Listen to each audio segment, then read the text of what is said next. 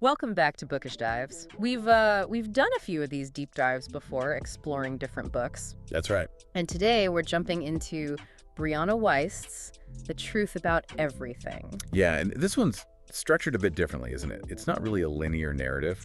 No, exactly. It's more like a collection, right? Writings from different times in her life.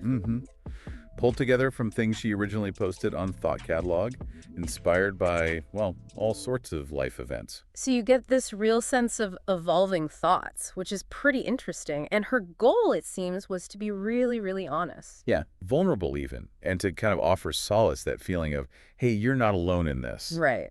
That reminder that your experiences, even the tough ones, are pretty universal. And that breakthroughs, they often come right after you feel most hopeless. Like rock bottom isn't the end. It's that sense of shared humanity, maybe? That possibility for change? Okay, so the book itself is published by Thought Catalog Books. Which is an imprint of the digital magazine Thought Catalog, part of the Thought and Expression Company, LLC. Based out of Brooklyn and LA, this is the second edition from 2020, but the original copyright was back in 2014. And just a quick note, designed by KJ Parrish, illustration by Deborah Panisar. Gotcha. ISBN is 978-1945-796-012 if you're looking for it. All right, let's get into some of the big ideas, starting with the cataclysmal and inconsequential. Yeah, that title alone, it sets a tone. She talks about being, like, gutted by life, those huge moments. But then the amazing thing is how people just choose to rebuild. It seems almost instinctual. It really does, that resilience. And she also points out the love that's kind of all around us, even in mundane, everyday stuff. Like the universe just quietly showing affection and the sheer miracle of just being here. Absolutely. The improbability of it all makes you appreciate just breathing, It does shift your perspective. When you're stuck in your own head thinking about that bigger picture, it can be grounding. Yeah, and how even small actions ripple outwards, that interconnectedness. Which kind of leads nicely into the next idea, you are my home. Ah, yes. This concept of a person being home, it's really powerful, speaks to that deep need for connection. It really hit me, that feeling of being anchored to someone, somewhere you return to, even if it's complicated or painful. Exactly. It doesn't have to be easy. It could be family, friend, that person who just holds that space for you. Even if, like she says, the door is locked and the lights are off, they're still home in a way. And she talks about that ache, that longing for acceptance from those key people in our lives, how much it hurts when it's not there. That fundamental need to be seen, valued by your core circle. Okay, shifting gears a bit, she moves into on being a creator. Right. This is where we get into shaping our own reality, not just being passive. Yeah, like through intention, visualization. She even mentions vibrational frequency. The idea that our inner world thoughts, beliefs, actually impacts our outer experience. She shares some personal stories about setting intentions and seeing things happen. Makes you wonder, doesn't it, about chance versus, I don't know, conscious creation. Well, she brings up that fate versus free will idea, using that analogy of traveling from A to B. Oh, right. The destination might have a pull, but you choose the route, how you navigate. Exactly. We're co-pilots, not just puppets. And she links this to interconnectedness, too, visually comparing veins and leaves to rivers to our own bodies. Suggests a deeper pattern, a unity. And that Buddhist teaching, what you think you will become, reinforcing how much our inner state matters. Finding the right book at the right time, those little synchronicities. Maybe there's something more going on. Okay, next up. The revolutionary and undefinable. This is about love. Yeah, and how our understanding of it changes. It's not fixed. It grows with our experiences, family, friends, romance. She shares that story about her great aunt, the power of just saying, I love you. Such a simple thing, but so significant. And then feeling that instant protective love for her baby brother. Broadening her definition right there. Totally. Realizing love isn't just a feeling, it's something you do. And her first serious relationship changed things again. So ultimately, love is, well, what you make it. No rigid rules. It's fluid. Pretty much. Which contrasts with the next idea, we build our own cages. Ah, yes. Those limits we put on ourselves out of fear. Walls around the heart thinking they protect us. But those walls become the prison, right? That's her argument. Yeah, like we mistake the small space inside the cage for the whole world. We limit ourselves without realizing it. It's a powerful image. She says we can go from building cages to digging graves if we let fear rule everything. The key is freeing the mind. Realizing liberation starts inside, questioning the limits we just accepted, like that bird in a cage still finding its song. Mm-hmm. And her realization that she had to be the one to initiate change, which flows right into your perspective is everything. This really drives home how subjective it all is, how our viewpoint colors everything. That core idea, nothing is ever as it seems. One person's disaster is another's opportunity. And falling in love can totally flip your worldview, right? Definitely. She validates our feelings. They're real, but stresses how much our perspective shapes how we handle them. Life is subjective, temporary. A mix of pain and incredible beauty. Yeah. No single fixed reality, just lots of valid viewpoints. Okay, let's look at something a bit more optimistic. The cracks in life, let the light through. I like this one. Finding value in criticism, learning from stumbles, those cracks. She talks about being open to criticism, even if it's delivered badly, to see if there's a nugget of truth in there. Shifting from defense to growth. And that story about the professor finding unexpected gratitude after a loss. Yeah, because it meant she could spend those last crucial moments with her father. It shows how unexpected, even painful things can lead somewhere positive. Unexpected light in the darkness. The light finds a way through the cracks, which naturally brings us to acceptance. Acceptance is tomorrow in a small, quiet room. So acceptance isn't giving up, it's what? Allowing ourselves to move to the next phase. It's exactly. A new job, relationship, way of being, making space for new thoughts, new energy. A conscious choice not to stay stuck in the past, but to look ahead. Tomorrow as a space for that. Yeah, that small, quiet room to begin again. Even if the past still hurts, embracing new things helps you move forward. Now she gets more direct with the 10 decisions that change your life. Okay, practical stuff. Choices we can actively make. Number one is just deciding you can change things. Back to being the creator, then pursuing passion in your work, since we spend so much time doing it. Choosing your own family, your real support system, that's huge. Living within your means, finding those small daily joys and making them a priority. And giving your time to others, that's a big one she mentioned. Also, embracing what you can't change, really savoring the present and loving authentically, not just settling. And finally, just recognizing that wanting to change is the crucial first step. It's a really solid list, actionable things. Then she encourages being proactive about love if you want extraordinary love, you need to fight for it. Right. Don't settle for mediocre. Go after that connection that really moves you, even if it's hard. The key is being with someone who loves you deeply, and you feel that way too. Not just waiting for it, but actively pursuing it, investing in it.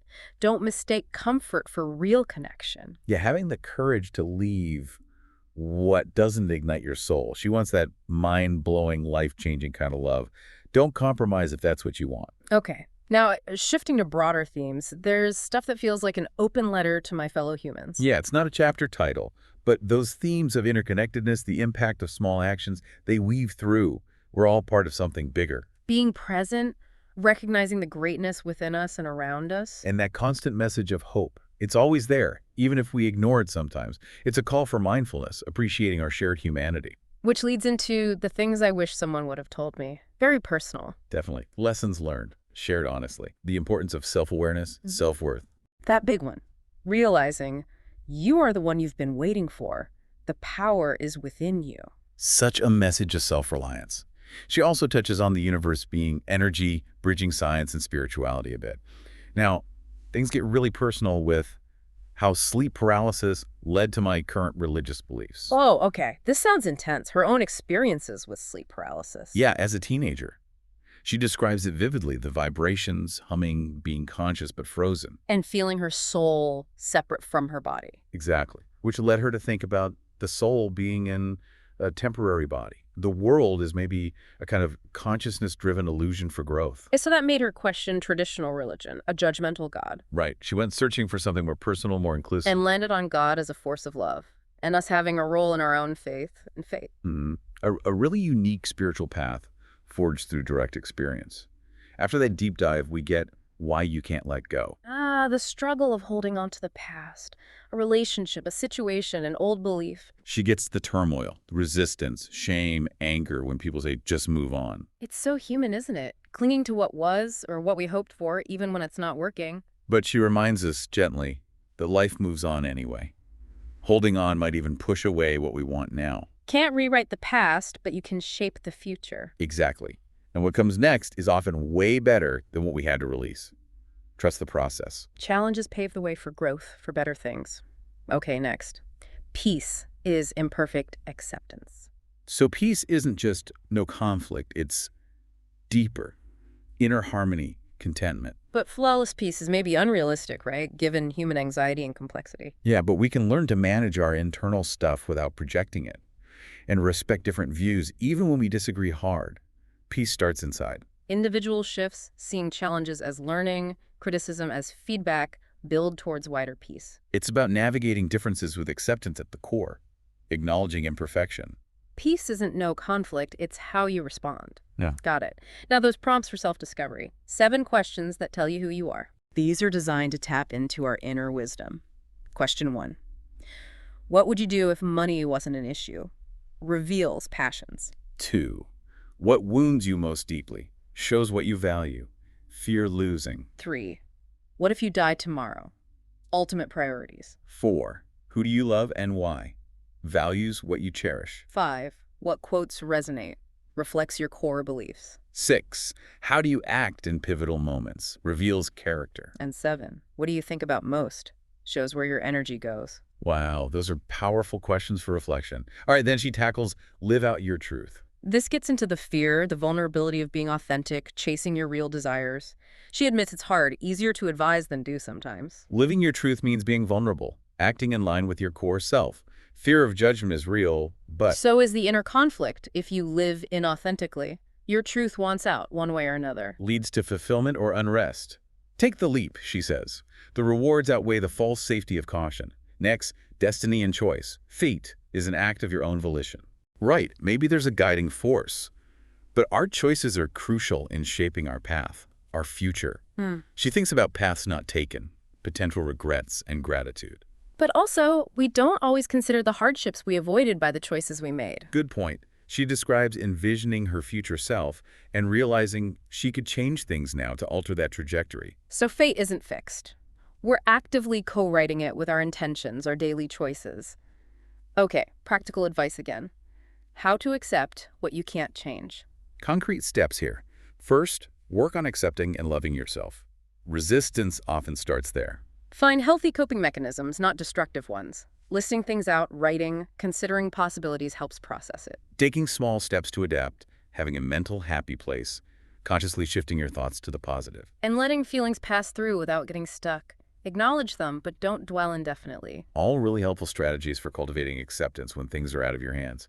Then there's the grace with which you accept what's not meant for you. Exploring that inner turmoil when we fight against reality, when something just isn't ours. She shares her own struggles with that, but offers comfort. What we let go of is often less amazing than what comes next. Cultivate hope, trust, faith. And big positive changes often happen when things seem bleakest. She uses the footprints in the sand parable, that idea of an unseen support during tough times. Yeah. Trust the larger process. Even when your immediate desire isn't met, maybe the universe has a better plan. Okay, characteristics of happy people, the things happy people know. Key insights here. They get that everything is temporary good and bad. They prioritize being present. They define happiness as peace plus passion. Value love, starting with self-love. Don't take bumps too seriously. Often believe in a bigger plan. Stay curious like kids. And interestingly, many have suffered significantly. Which maybe helps them appreciate the present beauty even more. Contrast enhances appreciation. Something like that. Overcoming adversity builds a deeper, more resilient joy. Next, a unique definition.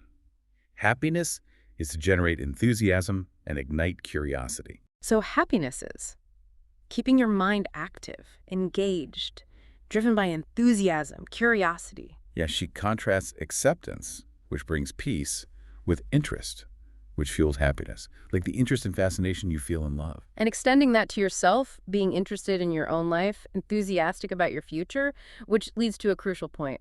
Nobody else can heal you. This really stresses self-healing. Love and support help, sure, but the core work, that's internal. Finding love that accepts your flaws is wonderful, but you can't put your healing entirely on someone else. Right. New relationship energy fades and you're left with your own unresolved stuff. She gives examples of unhealthy dependencies. True peace, true acceptance has to come from within. not from external validation or being fixed. It's owning your own healing journey. Yeah. Then there's this slightly odd one. A little salt in your wounds heals them. Using that metaphor of salt water stinging a cut, how uncomfortable things can actually help you heal. Exactly. Sometimes discomfort or a challenge is what pushes you forward even if you resist it. Those difficult moments often precede growth. Don't shy away from difficulty. It might be the very thing you need. Growing pains mean expansion. Reframing discomfort as a catalyst. Okay, now a big list. 25 things love does. A wide look at love's positive power, inspiring sacrifice, creating unity, inner warmth, purpose. Motivating us, reforming the cynical, connecting us to our true selves, accepting unconditionally, embracing others as they are. It's compassionate, forgiving, knows when to let go, bridges divides, uncovers truth, challenges assumptions. Reduces distance, breaks barriers, ignites creativity, leads to peace. It's a powerful list. Yeah. Then 14 ways to rethink the love in your life. Challenging common assumptions like feelings aren't black and white, right? Varying degrees of love. And the heart and mind need to work together. Balance emotion and reason. Move beyond rigid definitions. Just embrace the experience. Fulfilling love isn't only romantic. Sex and marriage are distinct from love itself. And love is an action, something you do. Don't confuse it with infatuation. No perfect partner exists. Love changes you. And crucially, self-worth isn't dependent on being loved by someone else. Build that foundation inside. Now, a broader life perspective. Everything in your life is feedback. Powerful idea. All experiences, good and bad, have meaning, are messages for growth. The universe is talking to us. Nothing's random. We bear some responsibility for what happens. Tangibly and energetically, our thoughts matter. Pay attention to signs, synchronicities. Everyone can be a messenger. Even hardship is feedback, prompting change. Transformation starts when you decide it will. Lasting happiness is a choice. Tune into inner stillness, not ego chatter, for deeper wisdom. A call to own your life, find lessons everywhere. Next, advice from the future. What your future self would tell you now. Imagine your older, wiser self advising you today. Prioritize what brings you real happiness now. Don't sweat the small stuff or negative opinions. Have more faith in life's unfolding. Let go of worry. Make decisions from your inner compass, not pressure. Approach things with your best, authentic self. Focus on what matters, long-term relationships, presence. A great exercise in perspective. Then, a liberating list. 24 things you shouldn't have to make excuses for. Things we often feel we need to justify, like needing alone time, what makes you successful, your mental health. Your partner's background, your personal style, how you spend money, wanting or not wanting marriage, kids, sexual orientation. Past mistakes, tricky family relationships, body shape, being single, diet choices, ending relationships, books you read, music you like, social preferences. Don't downplay achievements. Apologize for dreams or a stable career. Even heartbreak isn't shameful. Embrace individuality. Seek internal validation. Okay, guiding principles. 20 truths that can change everything. Insightful perspectives. Focus on long-term impact, not instant gratification. Appreciate small joys. Recognize the power of perspective. Embrace uncertainty. Acknowledge everything's transient. Thoughts influence reality. Extend kindness. Expect positive changes. Practice gratitude. Simple but profound reminders for shifting mindset. Then practical steps in how to let go. Concrete actions. Change your internal narrative, the story you tell yourself. Align it with moving forward. Don't cling selectively to parts of the past. Release completely. Adjust future plans tied to what's gone. Envision a new path. Dignify yourself, especially if you feel diminished. Choose to move on, even with lingering affection. Realize letting go is a universal human experience. And change your environment to help shift mentally and emotionally. Lessen the reminders. Okay, then insights to get you through life. A mix of wisdom. Practical stuff like drinking water, paying bills. Philosophical stuff like loving others, promoting peace. Create, travel, stay connected. Embrace the present fully. Tolerate respect even when it's not returned. Never be ashamed of living your truth. It's about being here now. Then implicitly the book tackles when to let go and when to try harder. That nuanced discernment. Finding that balance between effort and acceptance. Knowing when to push and when to release. Which leads to the unexpected benefits of loss. 8 things you gain when you lose someone. Often overlooked positives. Deeper appreciation for those still here. Fuel to move forward. A clean slate. Self-rediscovery, inspiration, resilience. That crucifixion before resurrection, idea loss preceding growth. And a deeper grasp of life's unpredictable paths, how detours can lead somewhere better, eventually. Now, the importance of presence. 7 things you may be letting pass you by. What we miss when we're stuck in past or future. The love being offered now. Savoring accomplishments instead of just chasing the next goal. The sheer beauty of being alive, our bodies working, consciousness. Realizing forever is just a series of nows. Today's opportunities might vanish. Missing our youth, current abilities by not being present. A strong call for mindfulness, appreciating this moment. Next, core relationship desires. What they're really looking for in a relationship. Summarizing the basics. Someone genuine, trustworthy, kind, understanding. Wanting to love and be loved for who they are now, not potential.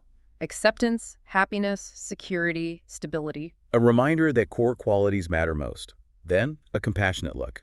For when you're hating how you look, addressing that common feeling. It's actually unusual to always love your looks. Forcing positivity isn't always helpful. Distinguish your feelings from anxiety about others' opinions. Connection goes way beyond looks. Focus on inner qualities. Improving health is fine if motivated by self-care, not just pressure. Appreciate what your body does, not just its flaws. Self-acceptance, shifting focus from appearance to function and worth. Then, 8 truths about who you really are. Challenging external definitions, job, relationships. Your true self transcends roles, isn't lost when they change. We're always evolving. Embrace fluidity. Act on present thoughts, feelings for authenticity. Fear of isolation holds us back. Being yourself doesn't automatically equal happiness.